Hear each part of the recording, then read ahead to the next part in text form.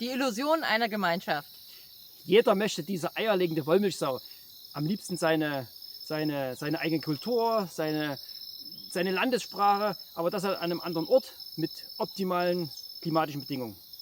Und damit herzlich willkommen auf unserem Kanal. Wir sind Sebastian und Julien. Ist egal. Ja. Ja, wir haben in unserer Auslandserfahrungen immer wieder das Thema selber versucht, sag ich mal, zu kreieren, diese Gemeinschaft, und auch gleichzeitig andere erlebt, wie sie dieses Projekt auch angegangen sind. Denn es ist, glaube ich, auch natürlich und gewünscht, dass wir uns mit Menschen umgeben, die uns gut tun, mit denen man ein Austausch sein kann, dass man sich gegenseitig helfen kann. Und dieses Gefühl fällt oft weg für viele, die auswandern, besonders wenn sie in ein Land ziehen, wo sie die Sprache nicht kennen. Und ich muss eigentlich sagen, also mindestens 90% der Menschen, die ich kenne, haben diesen Wunsch schon mal mindestens einmal geäußert, dass sie gerne mit Gleichgesinnten in einer sogenannten Gemeinschaft leben wollen würden. Und das Ganze stellt sich doch meistens mehr als eine Illusion im Kopf, als dann in diese Tat umsetzen, in die Realität umsetzen. Ja, ich wollte noch kurz was dazu sagen, weil wir sehr erfolgreich sind. Ja, wir haben uns ja vorgenommen, jetzt die nächste Zeit, vielleicht diesen Monat, vielleicht dieses Jahr sogar, jeden Tag ein Video zu machen, oder zumindest sehr oft, ja, im Vergleich zur letzten Zeit, wo dann mal 2 Wochen, 3 Monate oder mal 2 Jahre Pause waren. Ja, das wollen wir jetzt mal brechen.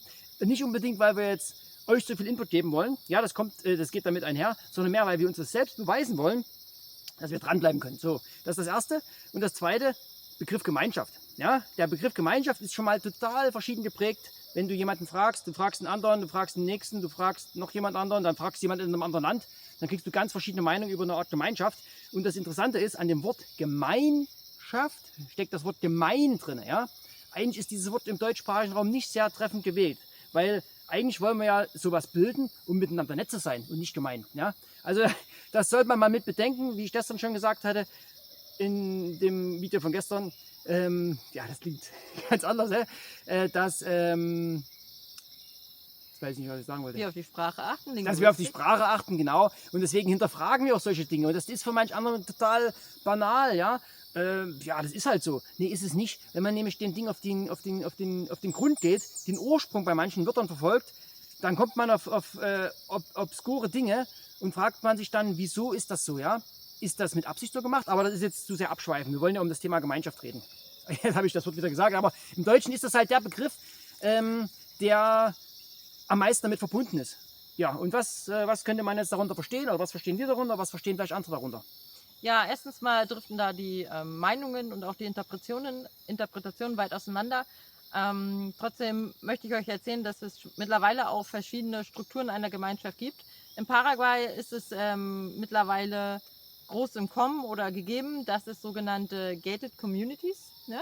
Ich weiß den Fachbegriff nicht. Auf jeden Fall ist das, da kannst du als deutscher Einwanderer dich einkaufen, dass du da ein Stück Land hast, was dann auch geschützt ist durch, ich glaube, sie haben sogar so eine Art Security-Leute. Und das ist alles wieder, viele sagen auch zu uns, sie möchten aus Deutschland raus wegen Regeln, wegen Zwängen, wegen der Freiheit. Und dann gehen sie gehen sie nach Südamerika, um eine gewisse Freiheit zu spüren, und gehen aber gleichzeitig wieder in eine strukturierte, organisierte, kontrollierte Gemeinschaft, um die Sicherheit zu bekommen, die sie dort erwarten. Denn deswegen gibt es diese Communities überhaupt, weil sie dir ein Gefühl von Sicherheit geben, ja, dass du deine praktische Versicherung damit gekauft hast. Deswegen kam das für uns nie in Frage, zumal auch die Preise horrend sind, um dort sich einzukaufen.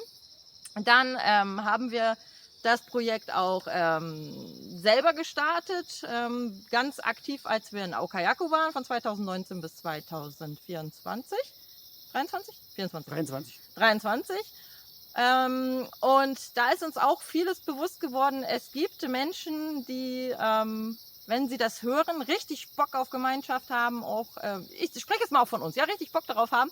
Und dann merkt man in der Erfahrung selber mit den Menschen, es reicht nicht, dass wir uns eine Nationalität teilen. Ja, das reicht einfach nicht. Das macht uns nicht gleich. Und somit trifft man auf die eigentlichen Probleme, die man eigentlich in jeder Zusammenkunft von Menschen hat, sei es auf Arbeit, im Klassenraum, jetzt bei Schüler oder Studenten.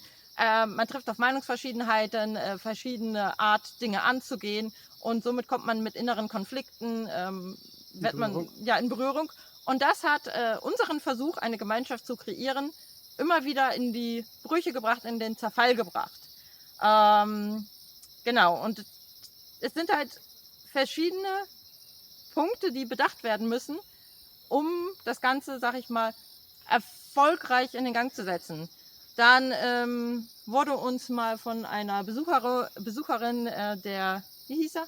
M. Scott Peck, ich kann euch das verlinken, Ja. der hat ein Buch geschrieben, das hieß direkt Gemeinschaftsbildung, oder? Na, ich weiß nicht mehr ganz genau. Wir haben es gehabt, wir haben es auch gelesen. Soll ich weiterreden oder bist du? Ich kann kurz dazu sagen, sein Grundgedanke ist wahrscheinlich der, womit es am ehesten funktioniert, und zwar, dass die Leute zusammenkommen aus dem gemeinschaftlichen Aspekt und aus gar keinem anderen Grund. Ja, jetzt gar nicht zusammen zu wohnen, sondern man trifft sich, um eine Gemeinschaft zu fühlen. Wie fühlt sich Gemeinschaft an? Das kann dann auf Stundenbasis sein, auf Tageweise. Das kann man ja selber definieren, denn alles wird im Konsens entschieden. Ich versuche mich bewusst kurz zu halten. Worauf ich halt hinaus will, er hat halt einen Vergleich gesetzt. Wenn wir uns jetzt vorstellen, wir sind in einem Reisebus und haben einen Verkehrsunfall, dann ist es dir egal, ob da der Sitznachbar neben dir die andere Fußballliga toll findet, einen anderen Politiker gut findet, eine andere Hautfarbe hat. Ihr wollt die Situation gemeinsam überstehen für die bestmögliche Möglichkeit, die ihr mit den Sachen, die ihr habt vor Ort, mit den Menschen, denen ihr seid, verbunden seid in dem Moment. Und das ist halt wirklich, wie Gemeinschaft funktionieren sollte. Man sollte sich akzeptieren in allen Facetten, wie man ist. Und ja, ich glaube, das ist oft der größte Punkt, woran es halt scheitert, auch wenn manche Ideen wirklich sehr originell durchdacht und geplant klingen, dass jeder sein eigenes Stück Land hat, dass die Häuser nah zusammen sind und man versucht, füreinander da zu sein, kommt man immer wieder doch auf die soziale Ebene, auf diese Komponente, du bist vielleicht anders als ich und manche Dinge, die ich mache, gefallen dir nicht. Und ich glaube, das ist der größte Haken bislang, warum es bei uns und auch in unserem Umfeld, dass wir noch euch nicht erzählen können, wo es eine aktiv gut funktionierende Gemeinschaft gibt. Liege ich falsch? Ja, zumindest die, wo sich jeder wirklich dabei wohlfühlt und jeder sich auch so entfalten kann, wie er das möchte. Ja, das sind halt diese Punkte, weil ab einer bestimmten Größe haben die meisten dieser Art Zusammenkünfte dann Regeln. Ja?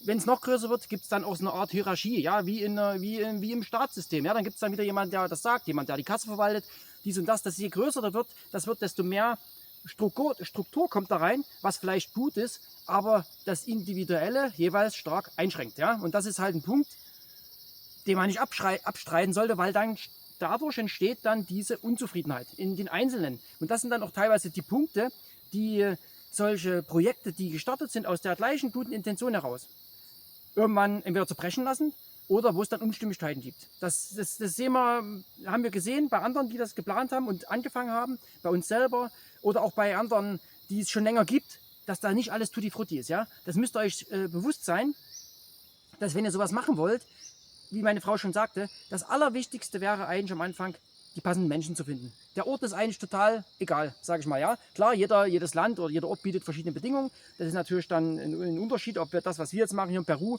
könnten wir in Deutschland wahrscheinlich gar nicht so machen, so wie wir jetzt leben. Also ziemlich sicher nicht.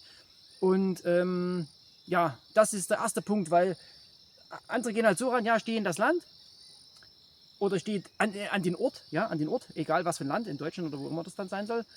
Und dann wird sich das schon so ergeben. Ja, ich schweife jetzt ab und weiß auch nicht ganz, was ich jetzt noch sagen soll. Vielleicht könnt ihr uns ja in den Kommentaren schreiben, ob ihr in einer aktiv funktionierende Gemeinschaft lebt. Dann einen Daumen hoch schon mal für euch an dieser Stelle. Und ja, vielleicht erzählt ihr mal, was eure Erfahrungen sind. Wir können bislang da von nichts Triumphierenden sprechen. Was soll ich Tschüss sagen? Wie ist das? Also, du sagst irgendeinen Abschlusssatz noch. Ja, ja. Tschüss, ich find bis zum nächsten Mal.